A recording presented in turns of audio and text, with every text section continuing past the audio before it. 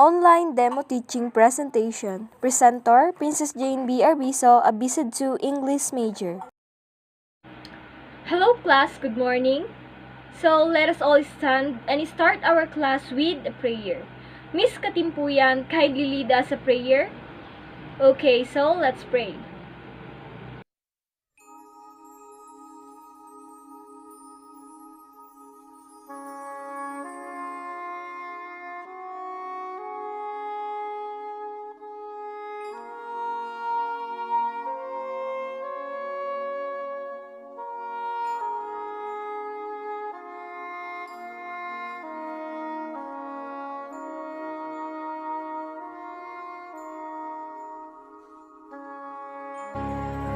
Again, good morning class. How's your weekend? Oh, that's good to hear. So, before you take your seats, I want you to pick up the pieces of papers under your chairs and please see to it that your chairs are properly aligned. Okay, Miss Secretary, who is absent today? Wow, that's great! Everyone is present. Class, before we dive into our topic, who among you can recall our last topic? Yes, Miss Alvarez? Very good. Our last topic is all about the elements of a prose. Do you have any question about our last topic, class? Okay, none. I think everyone is ready to learn something new. So, class, I have a question for you. What is your favorite short stories? Anyone from the group? Yes, Miss Kia? Oh, The Princess and the Frog is such a good story. Who else? Yes, Miss Marie? The Lottery by Edgar Allan Poe. And for me, class, my favorite short story is none other than The Necklace by Guy de Maupassant. And while we continue our discussion, you will encounter that story. So, the reason why I ask you your favorite short stories, class, is because we are going to discuss the elements of a short story. We all know that a short story is a work of short narrative prose that is usually centered around one single event. It has also limited scope. It has an introduction, body, and a conclusion. But aside from those three, short story has also elements, and that is our topic for today, class. We will discuss about these elements of a short story. Okay, so elements of a short story has 5 basic elements, and these are characters, setting, theme, conflict, and the plot. So first, we will be going to discuss about the character. So, a character is a person or sometimes an animal who takes part in the action of a short story or other literary work. So, these are the character and how we get to know them. First, through the author's physical description of them. Second, through their actions. Third, through their words. And fourth, through their inner thoughts. And lastly, through what other characters say and think about them. And also, class, there are characters according to principality, and there are 2. Please take note, class. These are the protagonist and the antagonist. When we say protagonist, it is the character with whom the reader or the author emphasizes. This is the one which we call the bida. And the second one is the antagonist. This is the character that goes against the protagonist. These two are the opposing forces in the story. Next is the characters according to the development, and there are also 2. The dynamic and the static. When we say dynamic character, it is the person that exhibits noticeable development. These are the characters that changes their character and personality from the beginning until the end. And when we say the static character, they are the characters who exhibits no changes in development. It means, class, that in the beginning of the story, they are the so-called kind characters up until the end. And now, let's move on to the next element, which is the setting. So when we say setting, class, it is the time and place that a story occurs. Authors often use descriptions of landscape, scenery, buildings, seasons, or weather to provide a strong sense of setting. So, that's the setting. And the third element is the plot. Plot is a pattern of events that develop from interactions between characters. So class, a plot is a series of events and character actions that relate to the central conflict. And there are 5 elements of plot. I want you to take note of that. First is the exposition. This is the start or introduction of the story. The background information that the reader must have in order to understand the story. This is where characters and settings are introduced. And the second plot is the rising action. All of the events that take place leading up to the climax. This is where the reader is introduced to the conflict. And the third one is the climax. Class, climax is the most exciting part of the story. This is the turning point in the story. Here, the story is turned in a different direction toward the conclusion. And the fourth one is falling action, the immediate reaction to the climax. All the actions that occur after the climax and before the conclusion of the story. And the last one is conclusion. Conclusion, loose ends are tied up. There might not be a clear resolution. This is called a cliffhanger ending. So moving on to the next element, we also have the conflict. Conflict is any of the problems that a character encounters in a story. So the conflict is a struggle between two people or things in a short story. The main character is on one side of the main conflict. Class, conflicts can be first external. When we say external, conflict with others and with nature. And when we say internal, conflict within themselves. So the main character may struggle against another important character, against the forces of nature, against society, against something inside himself or herself, which are this may be the feelings, emotions, or illness. And the last element is the theme. So when we say theme, it is the meaning behind events and character actions in a story. The theme is the central idea, message, or purpose in a short story. And a theme can be expressed as a general statement about people or life. It is not plot summary. It can be either directly or indirectly stated by the author, most likely indirectly.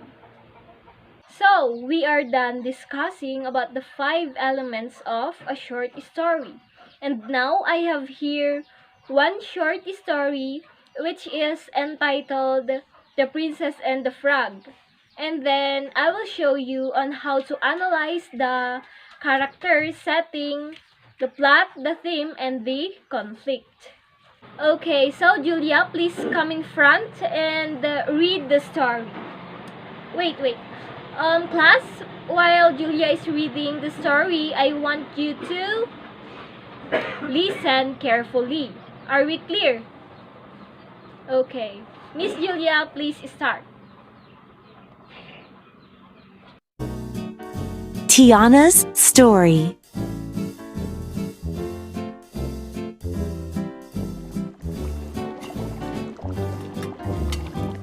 As a young girl, Tiana lived in a cozy little house in New Orleans.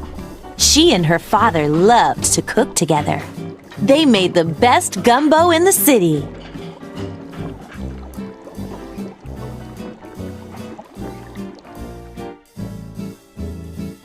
It was their dream to one day open a family restaurant. So one night, Tiana made a wish on the evening star that their dream would come true.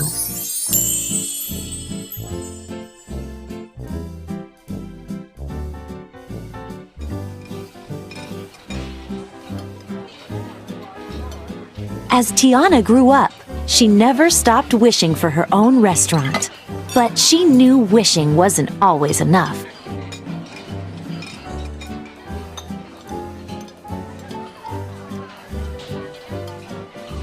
She worked hard to make her dream a reality, but that left no time for fun or for love.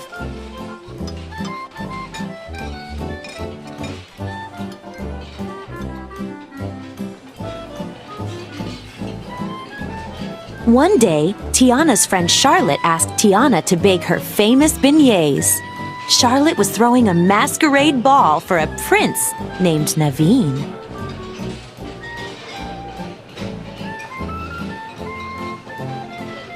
With the money from the beignets, Tiana would be one step closer to buying her own restaurant.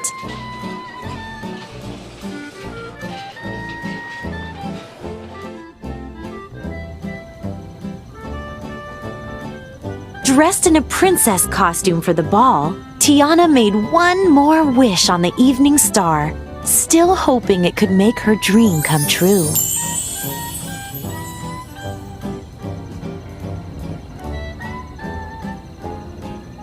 When she was done, a frog spoke to her.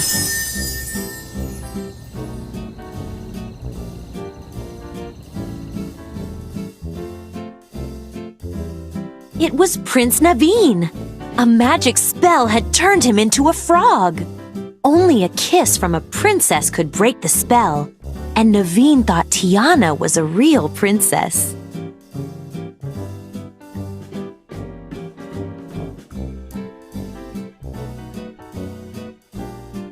Tiana didn't want to kiss a frog. Then, Prince Naveen offered to help her open a restaurant. So she closed her eyes and kissed him.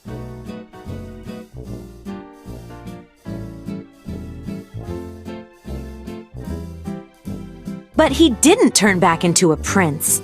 Instead, she turned into a frog.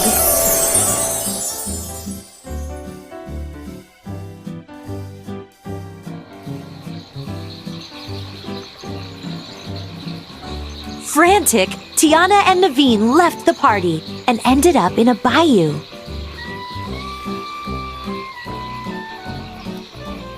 They met an alligator named Louis who liked to play the trumpet. He knew exactly who could turn them human again: Mama Odie.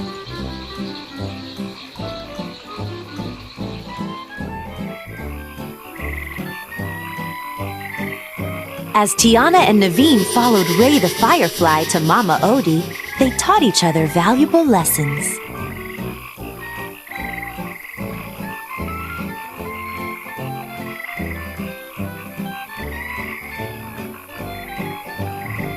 Tiana showed Naveen how to work hard for what he wanted, and Naveen taught Tiana that having fun was important.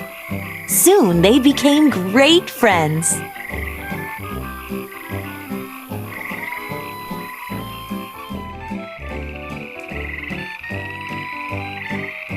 That night, the evening star shone bright in the sky. While Louis played a song on his trumpet, Naveen and Tiana danced gracefully together in time with the music.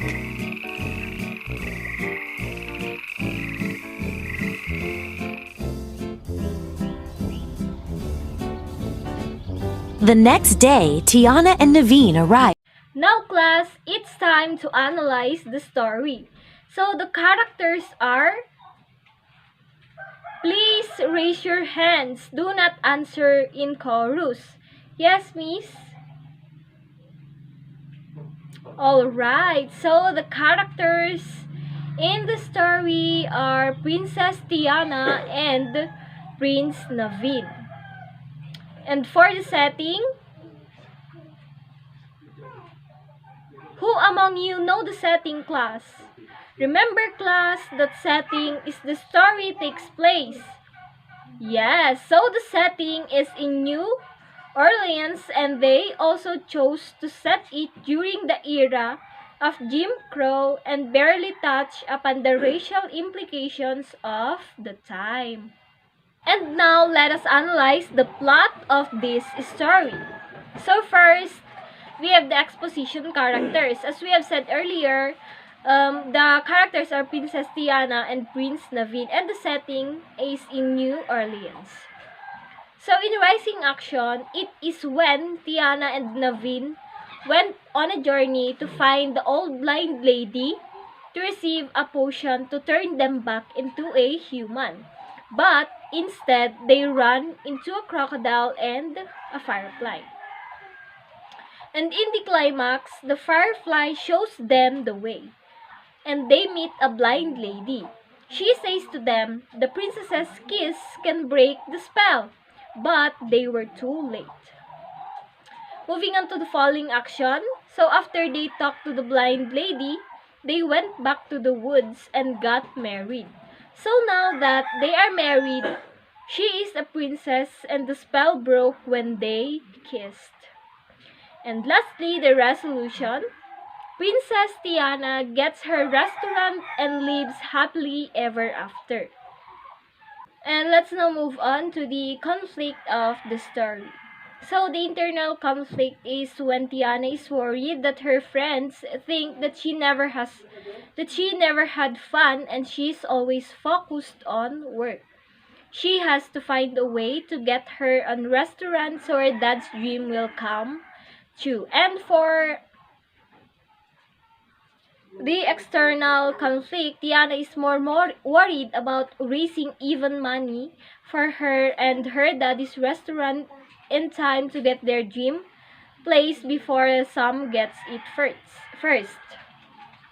Tiana and Prince Naveen have to become human again in time for Tiana to pay the Fenner brothers, while Prince Naveen is thinking more about money in general. And for the theme of the story, class, one of the themes of the frog and the prince is about keeping your promises. So the princess tries to back out of her promise to the frog, but her father insists that she maintain her integrity.